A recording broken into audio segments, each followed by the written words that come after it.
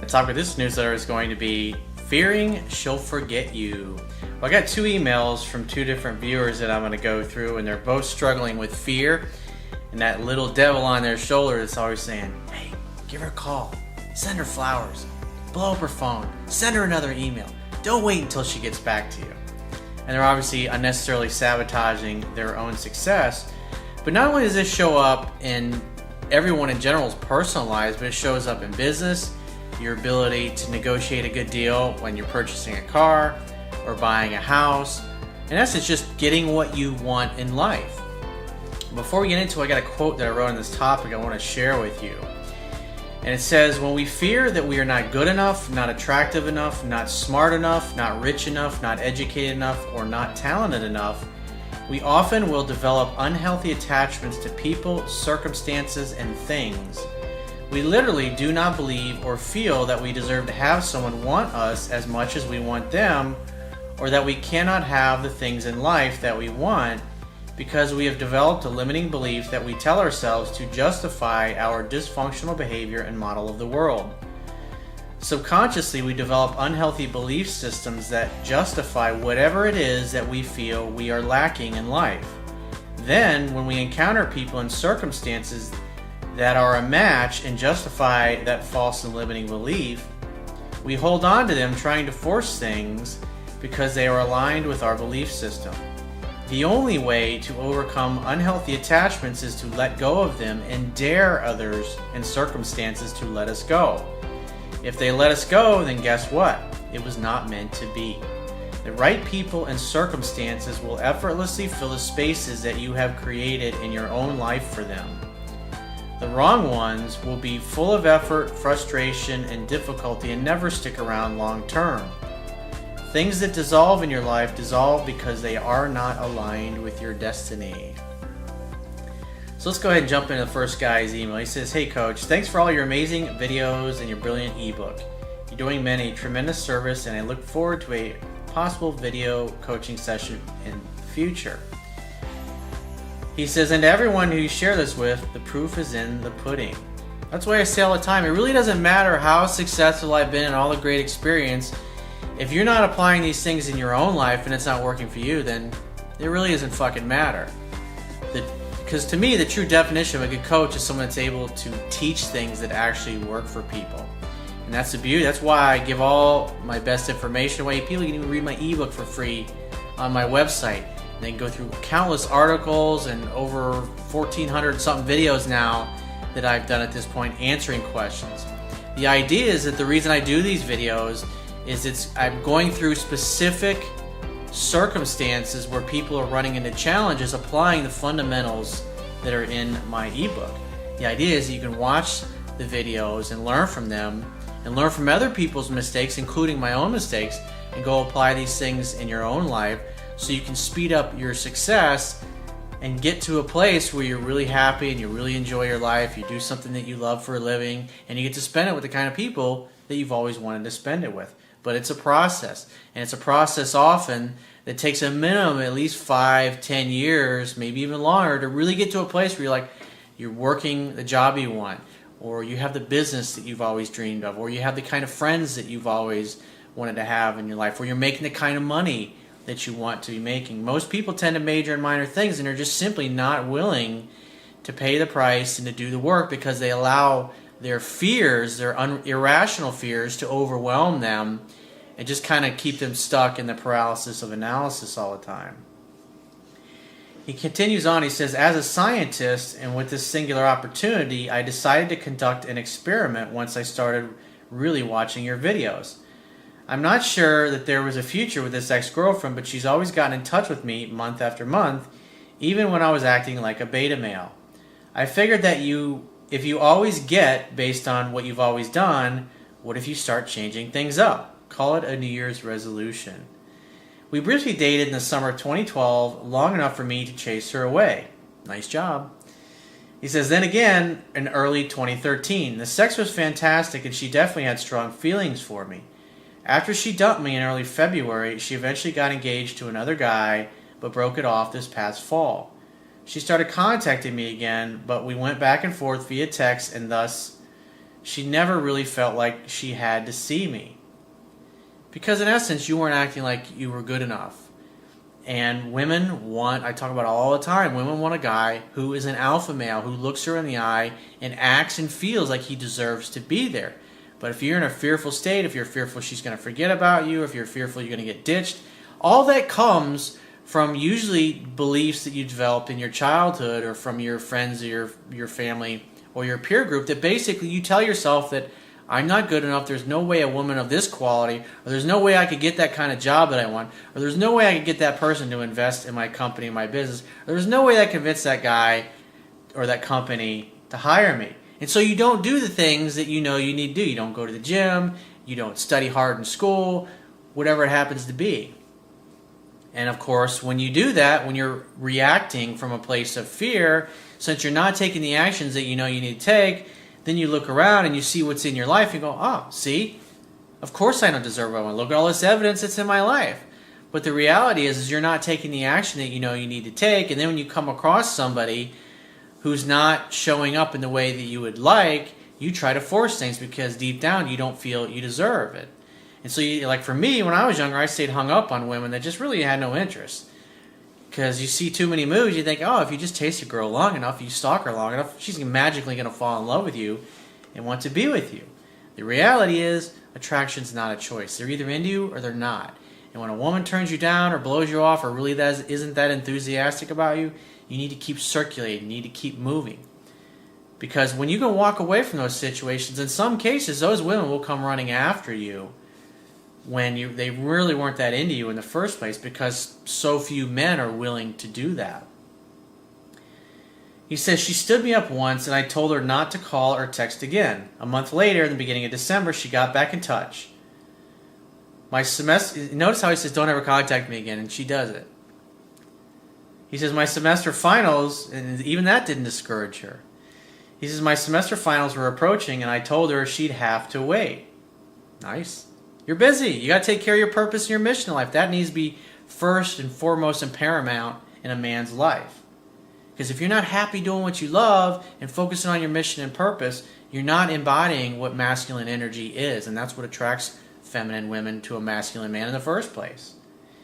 He says, yet I made mistakes and I kept texting her during finals. It's like, so you tell her one thing, oh, you're going to have to wait, but yet you keep pursuing her and you keep chasing her. That's all driven by your fear that she's going to forget about you, or if you don't stay in touch, if you don't do something, and you ignore the fact that you told her don't ever call me again, and then a month later she calls you. And the whole reason your belief system is what's really driving you, your dysfunctional belief system. That's why it's really important to be aware of your self-talk and what you're thinking internally and what you're feeling internally. He says, when my finals ended, I called her, and later that night she texted me telling that she didn't think it was worth pursuing. You literally talked her right out of going out with you. It's like you tell her, don't ever call me again, she calls you, and then you're like, I'm busy, I got to take care of my finals, and yet you continue to text, and you continue to pursue, all coming from the place of, I'm not worthy, I don't deserve you, I'm not worthy. And then after a few weeks, she goes, yeah, you're right, dude. You're not worthy. And therefore, I don't think it's going to go anywhere. You turned her off. The feelings that she had of attraction just totally dissipated because you were constantly acting like you weren't worthy. He says, I got butthurt and told her she was such a fool. Here's where things got really interesting. 2 days later, I ran into her on the street while out for a night with friends.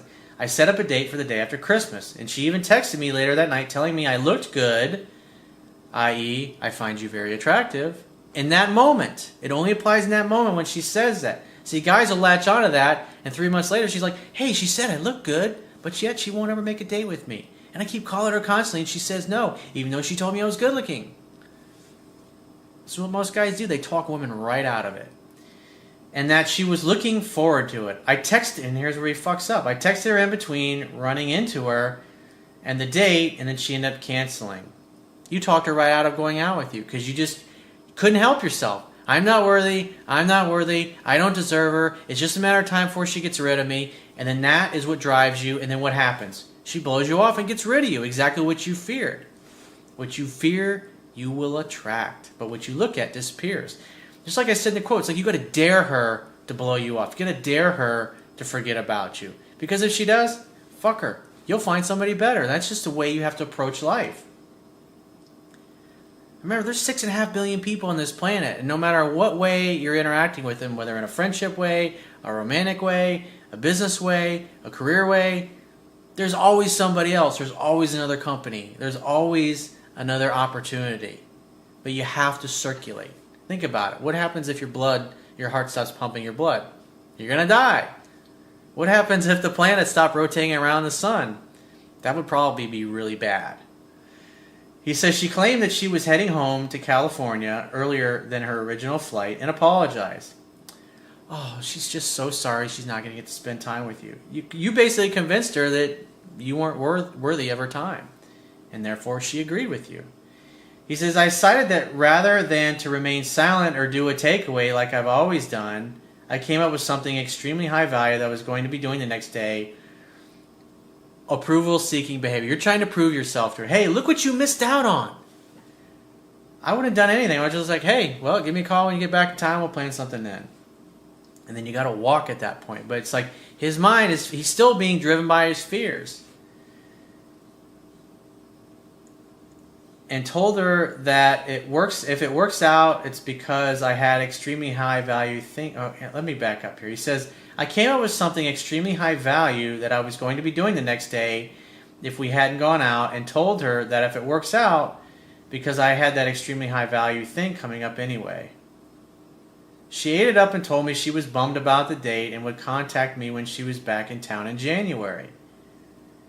When a woman says that, you must let her do that. You have to give her the space. But if you're in a fearful state, what happens? You wait a few days, you wait a week or so. I haven't heard from her. I got to do something. And then you reach out and you pursue and you just push her away. He says, last year at New Year's, I texted her at midnight. So you couldn't wait till the new year. It's like, come on, man. Seriously, dude. She responded immediately by texting from her family's trip. I texted her again on January 4th, and we went back and forth, me asking her questions. Oh, so this is actually last year's at New Year's. He says, I repeated every few days. When she was back in town, she scheduled a date. We went out, had fun, and ended up back at my place for sex. We only saw each other for a few weeks because I'm sure I over-pursued her, but I can't remember the play-by-play. Hey, well, at least you got laid, dude. But the bottom line is you still drove her away. And this is a pattern. This is a pattern that you have to break. And I went through it. I wrote about it in my book. And it was a motherfucker.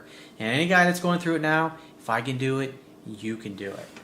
And if you really want to get this part of your life on autopilot, you have to get to the place where you just let it go. It's like hitting the tennis ball over the net. You hit it over, and you got to wait for it to get hit back. You can't run around to the other side of the net and hit it back over to yourself. He says, I know I double and triple texted a lot. This year at New Year's, I was silent. Nice. Okay, so you did do the right thing. On January 7th, she texted me saying she was thinking about me, hope I had a great New Year's, and to say hello. Well, when that happens, you should assume that she wants to see you and make a date. Hey, great to hear from you. I'd love to see you. When are you free to get together? He says, I reciprocated and told her to let me know when she was back in town. Good job. She couldn't wait, and 3 days later, she told me to let me know. She later told me and let me know her availability for this past weekend to catch up and have a drink, which was Martin Luther King Day weekend.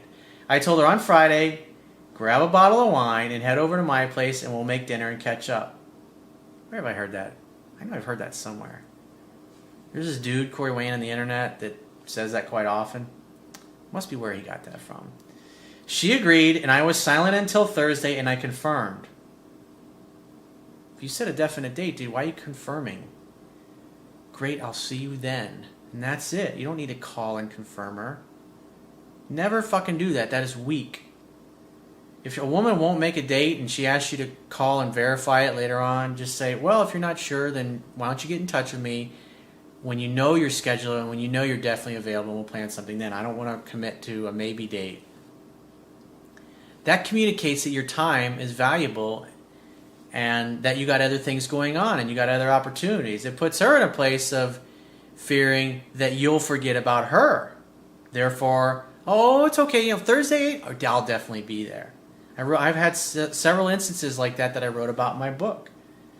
He says, and then later on that evening, she asked me, red or white wine? I said, surprise me. She came over, we made dinner, caught up, had fun, and had sex. Ding ding, we have a winner. It's amazing what happens when you actually listen to what I teach. Good fucking job, dude. This is your birthright. This is what you deserve. This is the way things are supposed to be. He says, she left and texted, thank you, and I responded, my pleasure. She said goodnight. 2 very different scripts to get me to the same place in roughly the same amount of time. When a month ago, she said she didn't see anything worth pursuing. That's what she meant in the moment. That's what she was feeling. Remember, women are emotional beings, and she's talking about what she was feeling in that moment.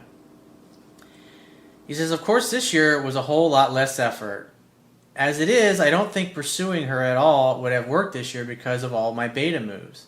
That's scientific proof that your material works. Here's my question. I left last Saturday without contact. Midday on Sunday, I texted, hey, I want to see your sexy smile again. When are you free this week to get together?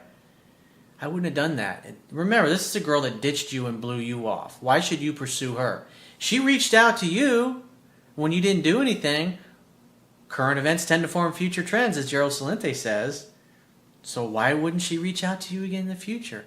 Remember, it's always better for a woman is chasing you. If she's already demonstrated that she will reach out and call you, then guess what? She'll reach out and call you again. He says, so far it's been over 24 hours with no response. I intend to get in contact again. I don't intend to get in contact again in any way until I hear from her. Good. I wouldn't have contacted her in the first place. I would have let her wonder. She would have reached out to you after a few days. I'm just going to walk and never look back. Now you're getting it. He says, I'm trying to figure out whether she's testing my masculine core. She's butthurt because I didn't reach out the day after sex, even though she texted me on her way home that Friday. No, the reason being is that you reached out to her and contacted her a day or two later instead of waiting for those feelings to develop within her so she'd reach out to you. He says, I thought I was a good place to cut off after responding, or she's genuinely not interested in anything else. Where you screwed up was reaching out to her 2 days later and trying to plan another date. Because in this particular case, if it was a new woman that you just started dating, that would be fine. But in this particular case, this is a girl that blew you off. You don't chase after a woman that blows you off and treats you like trash.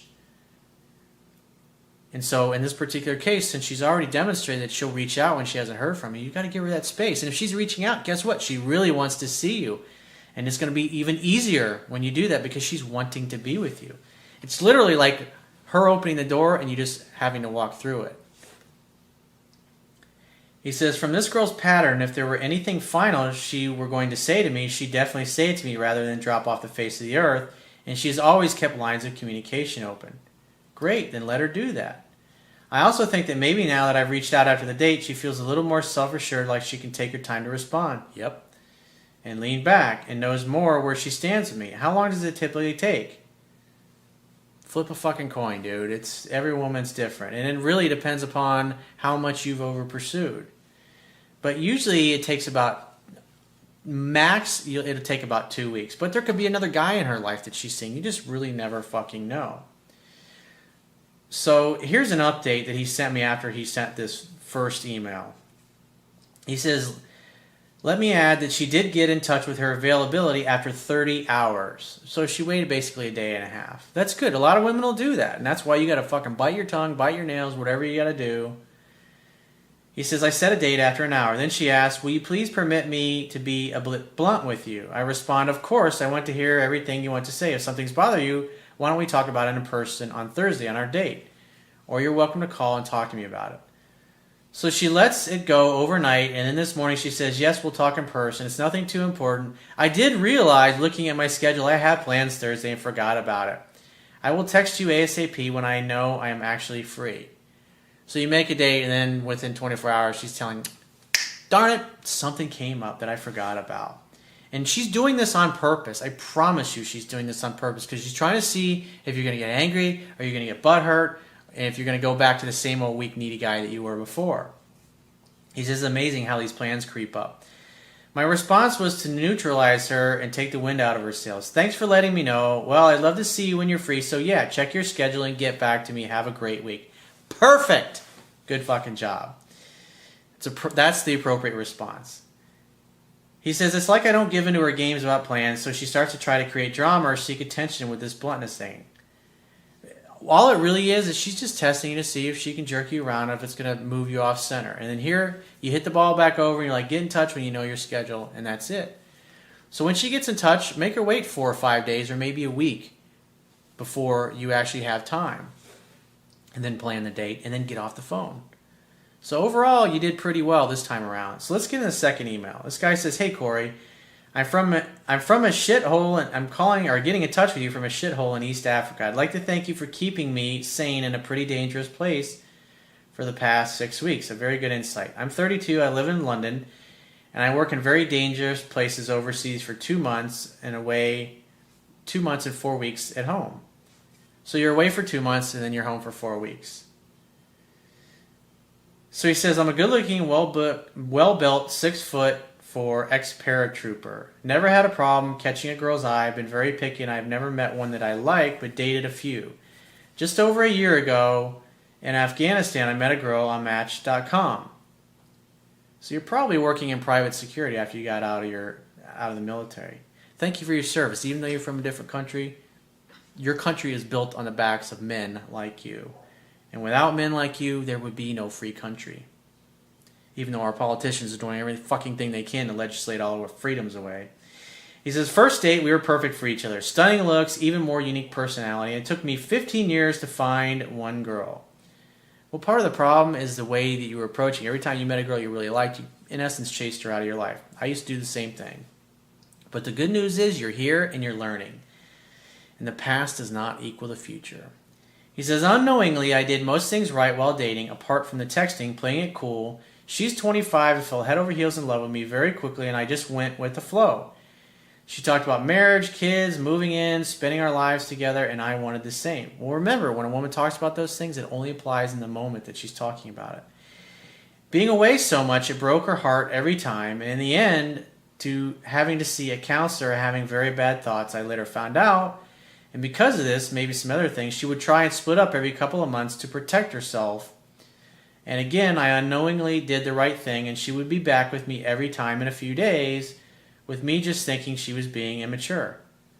It's probably a little bit of both. Probably a little bit of you over-pursuing at times, and probably a little bit of her being insecure. But women don't dump guys that they're head over heels in love with. And the bottom line is, you're a fucking badass, dude. You're a fucking paratrooper. Not just anybody. Because I know a lot about the military. I had a lot of friends and family that served, and I coach a lot of guys in militaries all across the world. And that's attractive to a woman. Just the fact that you're going over there doing dangerous fucking things.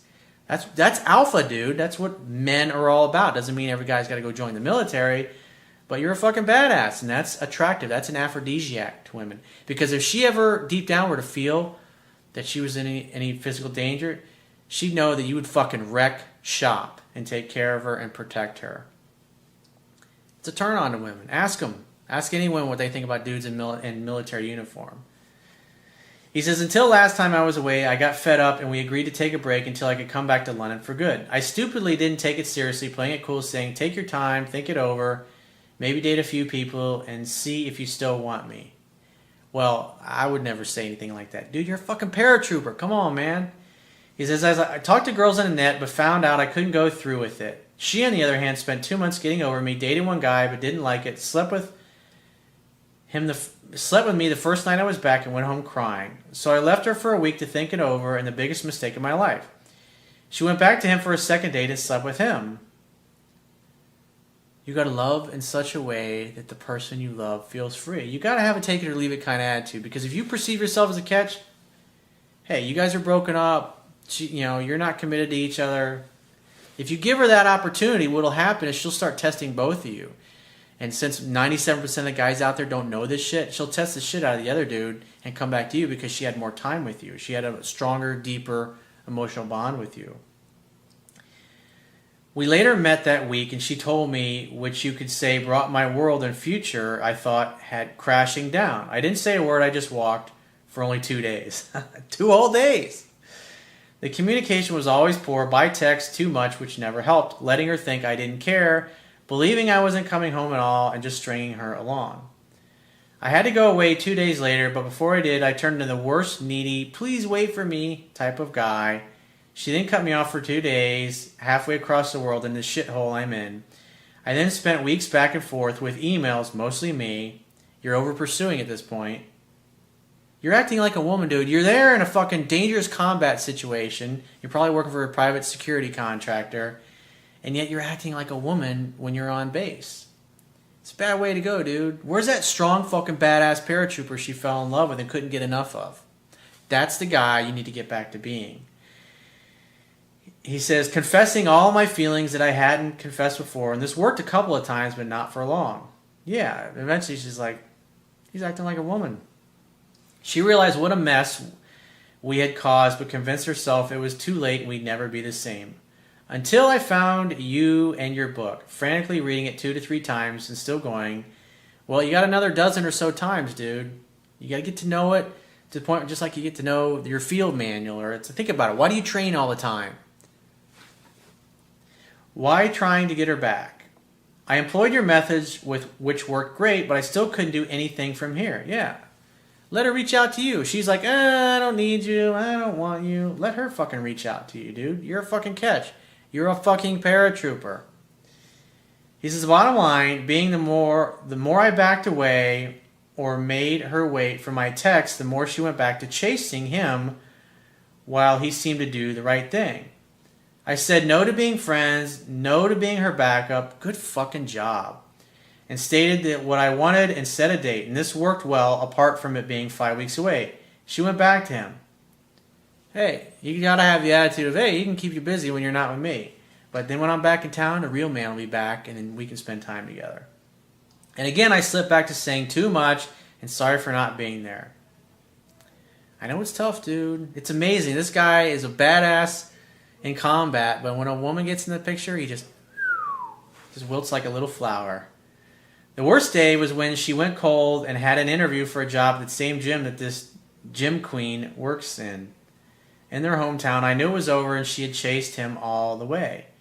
One good thing is every time she sees me, she falls in love again and can't take her hands off of me, but when away, she naturally feels less and doesn't believe I'll be back for good. Hey dude, if this is what you love doing and this is your purpose and mission in life, keep doing it. He says, I know I'm better than this other fucking guy, and if it was me or him, it would be me. The problem is I've been away and talking like a silly little girl, her forgetting about me while he's doing the right thing. They did split 2 or 3 times. Well, guess what? That'll continue to happen because he obviously doesn't know what the fuck he's doing. And when she's not hearing from you and wondering what you're doing, the dangerous badass paratrooper that you are, and this guy's acting like a fucking pussy, guess who she's going to come back to? Oh, yeah. It's in the bag, bro. Just like James Bond. Come on. He says, but I think because she still loved me, the gym job proved otherwise.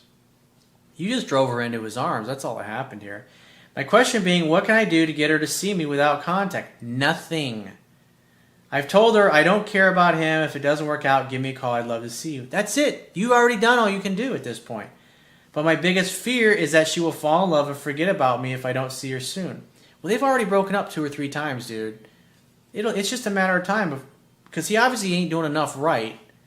He says, I tried talking to her to keep her interested. Bad way to go while I'm away, which did work, but I went too far thinking I was her boyfriend again. I know if my game is good and I see her, her feelings will come back. Do I text her to say I'm back? Nope. She knows when you're going to be back because you already told her. And if I see her, do I play it cool and say I'm over her to be a challenge? No. Or only accept the first date or nothing. He says, I hate to admit it, I'll do anything to get her back after living single back home to get over her enough, of course, but this really fucked me up with no beer, girls, or anyone to talk to. Dude, you're alright, bro. You fucking got this. Do absolutely nothing. And when you get back in town, start hanging out, having fun, and hook up with other girls. And if she gets in touch with you, hey, babe, it's great to hear from you. I'd love to see you. When are you free to get together? Tell her to grab a bottle of wine and come on over to your place for dinner. Make plans. Definite plans. Hang out, have fun, and hook up. It's simple, dude. It's your fucking birthright. Thank you for your service again. So if you'd like to get my help personally, the quickest way is to book a paid phone, Skype, or email session. You can do that by going to my website, clicking the products tab at the top of your screen, and choose whichever option is best for you. And I will talk to you soon.